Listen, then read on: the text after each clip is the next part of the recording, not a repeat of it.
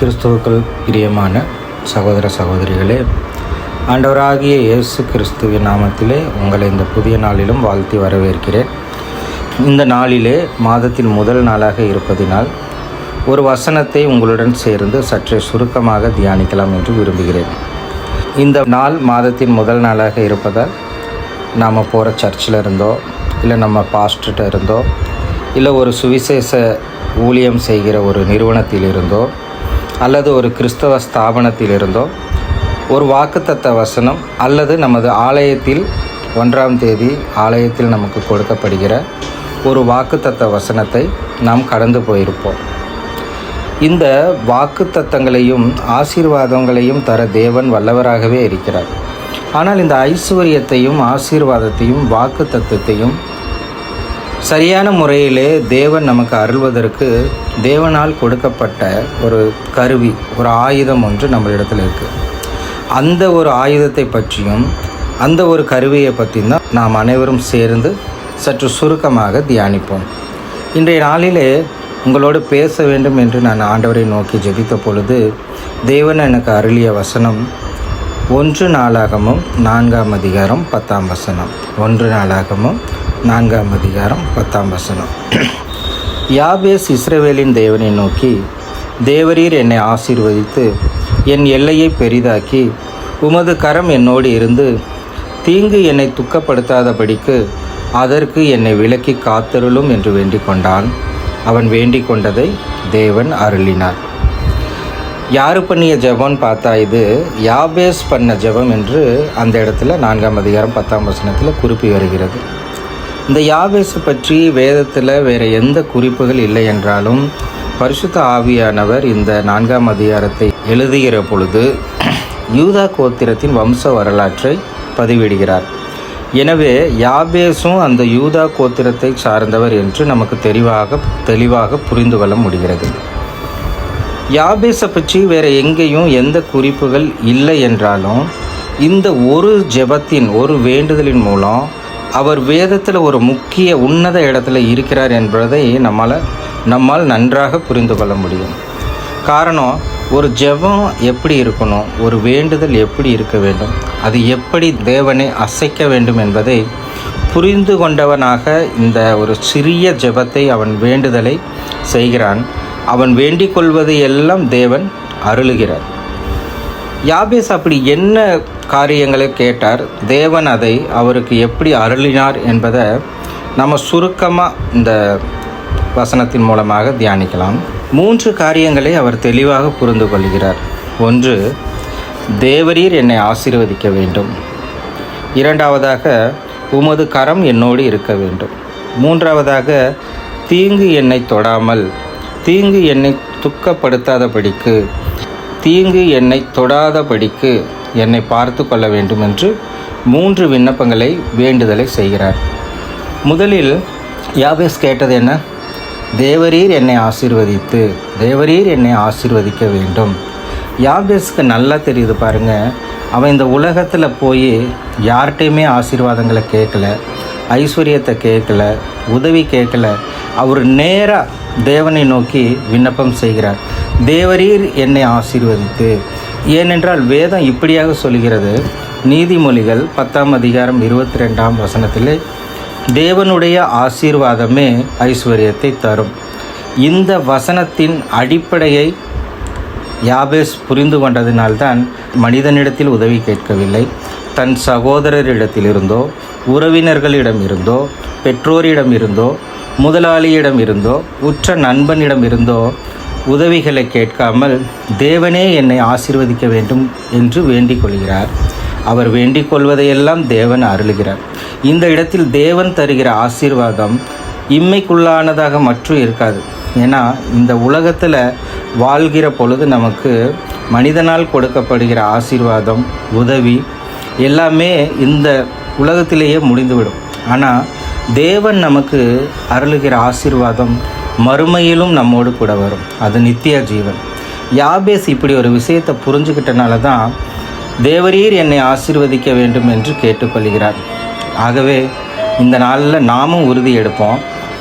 தேவன் தரும் ஆசீர்வாதம் மட்டும்தான் உண்மையான ஆசீர்வாதமாக இருக்கும். அதை புரிந்து கொண்டு யாபேசை போல நாமும் தேவனிடம் இருந்து மட்டும் ஆசீர்வாதங்களை பெற்றுக்கொள்வோம். இரண்டாவது அவர் என்ன சொல்கிறார்? உமது கரம் என்னோடு இருக்க வேண்டும் என்று விண்ணப்பம் செய்கிறார். உமது கரம், இதற்கு அர்த்தம் என்னன்னு பார்த்தீங்கன்னா, உமது கரம் என்று சொன்னாலே தேவரீர் என்னோடு இருக்க வேண்டும் என்று அர்த்தம். தேவனுடைய கரத்துக்கு ஏன் அவ்வளவு மகிமை, ஏன் பரிசுத்தவான்கள்? நீங்கள் பார்த்தீங்கன்னா மோசே தேவனுடைய கரத்தை பிடித்து கொண்டு எப்படி உயர்ந்தார் என்பது வேதவசனம் நமக்கு தெளிவாக சொல்லுது. யோசுவா தேவனுடைய கரத்தால் உயர்ந்தார். ஏன்னா இந்த இருவருடைய கரத்தை வைத்து தேவன் அவர்களுக்கு பெரிய வெற்றிகளை எதிரிகளிடமிருந்து பெற்றுத்தந்தார். ஆகையால் நாமும் அவருடைய கரத்தை உறுதியாக பற்றி கொள்ள வேண்டும். இதை புரிந்தவராக தான் யாபேஸ் சொல்கிறாரு, உமது கரம் என்னோடு இருக்க வேண்டும். இதைத்தான் வேதம் சொல்லுகிறது. ஏசாயா 41:13 உன் தேவனாயிருக்கிற கர்த்தராகிய நான் உன் வலதுகையை பிடித்து பயப்படாதே, நான் உனக்கு துணை நிற்கிறேன் என்று சொல்லுகிறேன். பாருங்கள், உன் தேவனாயிருக்கிற கர்த்தராகிய நான் உன் வலதுகையை பிடித்து பயப்படாதே என்று நான் உனக்கு துணை நிற்கிறேன். இதுக்கு மேலே நமக்கு இந்த நாளில் வேறு என்ன ஆசீர்வாதம் என்ன சொல்லுங்கள்? நம்ம எப்படிப்பட்டவங்களாக வேணாலும் இருக்கலாம். ஆனால் தேவன் சொல்லுகிற ஆசீர்வாதம் என்னென்னா, என்னோட கரம் உன்னோட இருக்குது. அதைத்தான் அவருடைய சீசனாகிய பேதுரு புரிந்து கொண்டவராக தன்னுடைய நிருபத்தில் சொல்கிறார். 1 பேதுரு 5:6 ஏற்ற காலத்திலே உங்களை உயர்த்தும்படிக்கு அவருடைய பலத்த கைக்குள் அடங்கியிருங்கள். இந்த வசனங்களின் அடிப்படையை இவர்களுக்கு முன்னாகவே வாழ்ந்த யாபேஸ் என்னும் பரிசுத்தவான் தெளிவாக புரிந்து கொண்டதினால்தான் அவர் கேட்கிறாரு, தேவரீர் உமது கரம் என்னோடு இருக்க வேண்டும் என்கிறார். ஆகவே நாமும் யாபேசை போல தேவரீர் உங்கள் கரத்தை என்மேல் வையுங்கள் என்று வேண்டிக் கொள்வோம். நாம் எந்த விதமான துன்பத்தில் இருந்தாலும், எந்த விதமான வேதனையில் இருந்தாலும், எந்த மாதிரியான ஒரு இக்கட்டுகளில் இன்றைய சூழ்நிலையில் நாம் மாட்டியிருந்தாலும், சிக்கிக்கொண்டு இருந்தாலும், கடன் பிரச்சனைகளில் இருந்தாலும், கவலைகளில் இருந்தாலும், உங்கள் கண்ணீர்களை எல்லாம் அவருடைய கரத்தை நீங்கள் பிடிக்கும் பொழுது உங்களில் எல்லா பிரச்சனைகளிலிருந்தும் அவர் உங்களை மீட்டுக்கொள்ள வல்லவராய் இருக்கிறார். ஆகவே நாம் செய்ய வேண்டியது என்னென்னா, இந்த யாபேஸ் கேட்ட மாதிரி தேவரீர் உமது கரம் என்னோடு இருக்க வேண்டும். இன்றைக்கு சொல்வோமா, தேவரீர் உங்கள் கரம் என்னோட இருக்கணும், நான் உங்கள் கரத்தை பிடிச்சிக்கிறப்பா, இந்த உலகம் எனக்கு வேணாம், உங்கள் கரம் மட்டும் போதும், நீங்கள் என்னை உயர்த்துவீங்க, அந்த உயர்வு எனக்கு போதும் என்று நாமும் யாபேசை போல ஆண்டவராகிய இயேசு கிறிஸ்துவிடத்தில் ஒரு வேண்டுதலை இன்றைக்கி செய்ய கற்றுக்கொள்வோம். மூன்றாவதாக யாபேஸ் என்ன சொல்கிறாருங்க, தீங்கு என்னை தொடாமல். இந்த தீங்கு நம்ம செய்கிறதா இருக்கலாம், இது ஒரு வகை தீங்கு. இல்லை நமக்கு பிறரால் செய்யப்படுவதாக இருக்கலாம். 2 வகையான தீங்கு இருக்குது.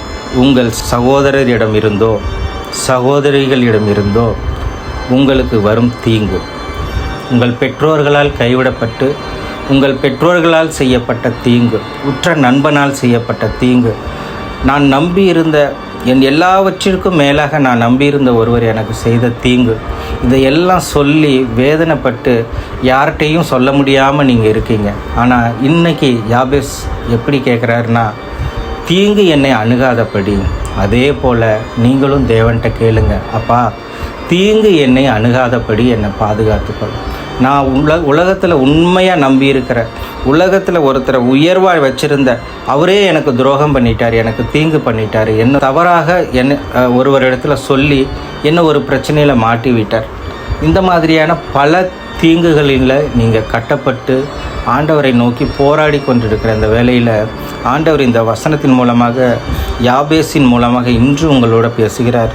தேவரீர் என்னை தீங்கு தொடாதபடிக்கு, துக்கப்படுத்தாதபடிக்கு பார்த்துக்கொள். 2வதாக ஒரு தீங்கு இருக்குது, அது நம்ம செய்கிற தீங்கு, தேவனுக்கு பிரியமில்லாத தீங்கு, ஒரு அடிமைத்தனமான தீங்கு, ஒரு இச்சையான தீங்கு, ஒரு பாவமான தீங்கு. இந்த உலக காரியங்களிலே நாம் சிக்கிக்கொண்டு சொன்னால் சொசைட்டியில், இந்த உலகத்தில், என்னோட சபையில் என்னோட மானம் போய்விடும் என்று சொல்லக்கூடிய அளவுக்கு நீங்கள் செய்கிற உங்களுக்கு மட்டுமே தெரிந்த ஒரு தீங்கு, அந்த தீங்கையும் இன்னையோடு நான் விட்டுருவேன்னு நீங்கள் ஒரு உறுதி எடுத்துக்கொள்ளுங்கள். ஆண்டவர்கிட்ட கேளுங்க, அப்பா நான் உம்மை துன்பப்படுத்தாதபடிக்கு இல்லை மற்றவர்களால் வரும் தீங்கு என்னை துன்பப்படுத்தாத படிக்கு நீங்கள் ஒரு அக்ரிமெண்ட் போடுங்க. அப்பா, நானும் தீங்கு செய்ய மாட்டேன், எனக்கும் மற்றவர்களிடம் இருந்து தீங்கு வரக்கூடாது. எப்படி யாபேஸ் கேட்டாரோ அதே மாதிரி தீங்கு என்னை அணுகாதபடி, தீங்கு நான் செய்யாதபடி, என்னை துக்கப்படுத்தாதபடி பார்த்து கொள்ளும் என்று ஆண்டவரை நோக்கி இன்று ஒரு விண்ணப்பம், யாபேஸ் செய்தது போல ஒரு வேண்டுதல் செய்வோம். 3 காரியங்களை பார்த்தோம். தேவன் தரும் ஆசீர்வாதம், தேவனுடைய கரம் நம்மோடு இருக்கணும். 3வதாக தீங்கு என்னை தொடாமல் பார்த்து கொள்ள வேண்டும். ஒரு நிமிஷம் இன்னைக்கு இந்த வசனத்தை தியானிங்க.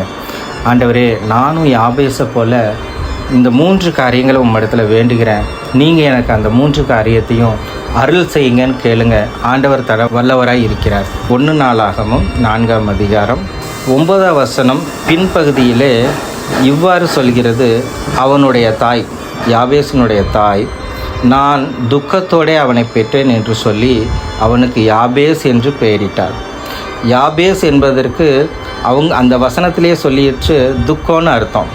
இந்த துக்கம் எப்போ சந்தோஷமாக மாறுனா, நாம் தேவனோடு அவர் கொடுத்த அந்த ஆயுதத்தை, அந்த ஜெபம்ன்ற கருவியை எப்படி வல்லமையாக பயன்படுத்துகிறோம்.